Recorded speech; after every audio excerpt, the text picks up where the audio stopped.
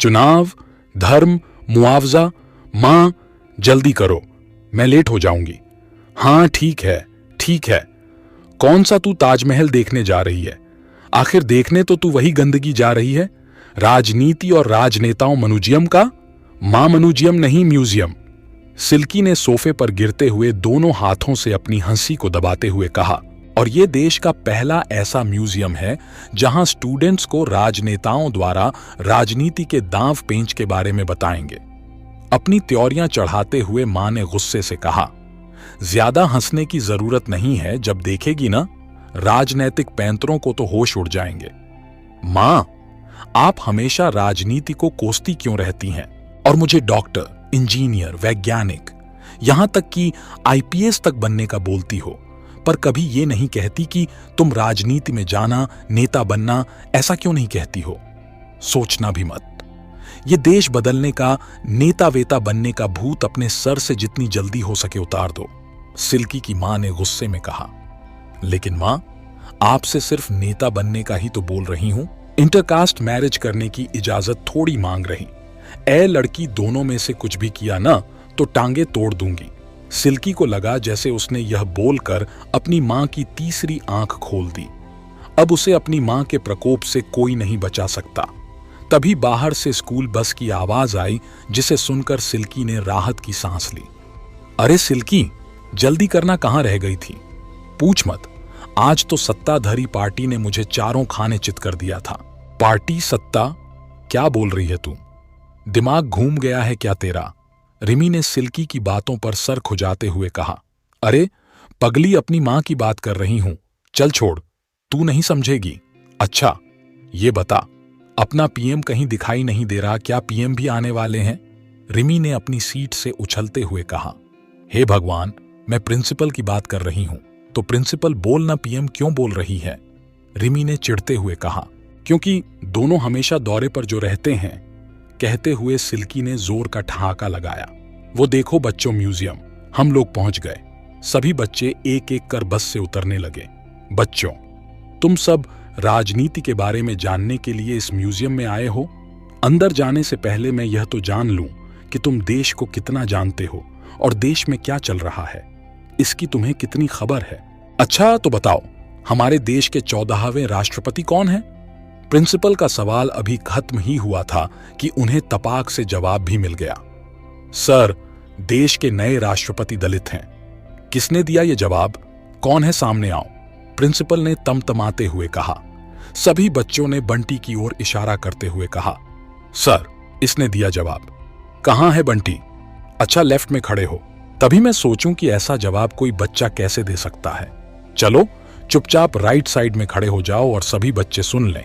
जो भी सवाल पूछेगा राइट साइड में आकर ही पूछेगा, नहीं तो कल को सब मिलकर म्यूजियम पर ही आरटीआई लगा दोगे।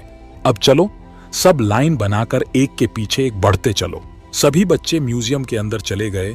सर, वो देखिए, शीशे के उस तरफ रखी वो चीज अपने आप घूमती जा रही है। क्या है वो, बताइए ना सर। अरे शांत शांत बंटी, बताता हूं, प्रिंसिपल ने बंटी के सवाल का जवाब देते हुए कहा। यह है दौरा। जब नेता देश में या देश के बाहर जाते हैं तो उसे दौरा कहते हैं। सर, दौरा करना हमारे देश के पीएम का काम है ना, सारे विदेशी दौरे तो वो ही करते हैं। तू नहीं सुधरेगा बंटी, प्रिंसिपल ने आग बबूला होते हुए कहा। चलो, अब दौरा ही करोगे कि आगे भी बढ़ोगे? सब बच्चे आगे बढ़ गए। ये क्या है जो इतनी खूबसूरत है और सबका मन लुभा रही है? देखना रिमी, ऐसा लगता है इसे देखने से ही सारी समस्या का हल हो जाता है। आखिर ये है क्या? सिल्की ने खुद ही से सवाल किया। ये वो खूबसूरत बला है जिसका सहारा लेकर नेता देश की बड़ी से बड़ी समस्या से छुटकारा पा जाते हैं। बच्चों, ये है निंदा। प्रिंसिपल ने शीशे के उस तरफ रखी हुई उस खूबसूरत चीज को निहारते हुए कहा। इससे खूबसूरत राजनीति में कुछ भी नहीं है। सर, आप झूठ बोलते हैं। अगर इससे खूबसूरत कुछ भी नहीं तो फिर ये क्या है? ये तो इससे भी खूबसूरत है, बंटी ने तेज आवाज में कहा। अरे मैं झूठ नहीं बोल रहा बेटा, ये तो कड़ी निंदा है। बस दोनों का इस्तेमाल राजनेता घटना की परिस्थितियों के हिसाब से करते हैं। सिल्की कहां है? सिल्की, प्रिंसिपल सिल्की को आवाज लगाते हुए म्यूजियम में उसे ढूंढ रहे थे। यहां क्या कर रही हो? प्रिंसिपल ने सिल्की को डांटते हुए कहा। सर, आप भी देखिए ना, वह डरा सहमा सा कैसे अपना रंग बार बार बदल रहा है। क्या है वो सर? सिल्की ने एकटक उस चीज की ओर देखते हुए कहा। अच्छा, इसे देखकर तुम रुक गई थी। यह तो धर्म है बेटा। नेता इसके रंग का इस्तेमाल वोट बटोरने के लिए करते हैं। जब जो रंग ज्यादा चमकता है, नेता उसी के सपोर्ट में खड़े हो जाते हैं। अब यहां से आगे चलो, ज्यादा समय नहीं बचा, बाकी म्यूजियम भी तो घूमना है। इतना कहते हुए प्रिंसिपल और सिल्की आगे बढ़ गए। देखो, इतनी बड़ी हो गई फिर भी इसे पढ़ना नहीं आता। सभी बच्चे रिमी के द्वारा शीशे पर लिखे कुछ शब्द न पढ़ पाने को लेकर मजाक उड़ा रहे थे। क्या हुआ? ये म्यूजियम को सब्जी मंडी क्यों बना रखा है? प्रिंसिपल दूर से ही चिल्लाते हुए बोले। चुनावी घोषणा, ये नहीं पढ़ पा रही थी तुम? सर, पढ़ तो मैंने लिया था, पर यह मुझे याद ही नहीं हो रहा था, रिमी ने उदासी भरे स्वर में कहा। अरे, जब बड़े बड़े राजनेता इसे भूल जाते हैं तो तुम किस खेत की मूली हो? ये सिर्फ वोट मांगने के समय मार्केट में आती है, उसके बाद बासी सब्जियों की तरह फाइलों में पड़ी पड़ी सड़ती रहती हैं। अब सभी बच्चे ध्यान से सुन लें, म्यूजियम बंद होने में अब सिर्फ आधा घंटा बाकी है, इसीलिए जल्दी से जल्दी पूरा म्यूजियम घूम लो। ये कहते हुए प्रिंसिपल आगे बढ़ गए। सर चलिए, अब नहीं देखना, और म्यूजियम जल्दी चलिए यहां से। तुम सब घबराए हुए क्यों हो? आखिर हुआ क्या, कोई बताएगा? सर वहां।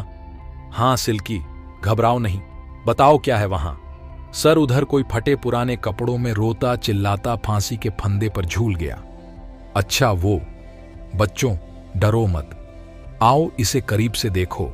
ये मुआवजा है, जिसे हर बार अपने हक की लड़ाई के लिए न चाहते हुए भी फांसी पर झूलना पड़ता है।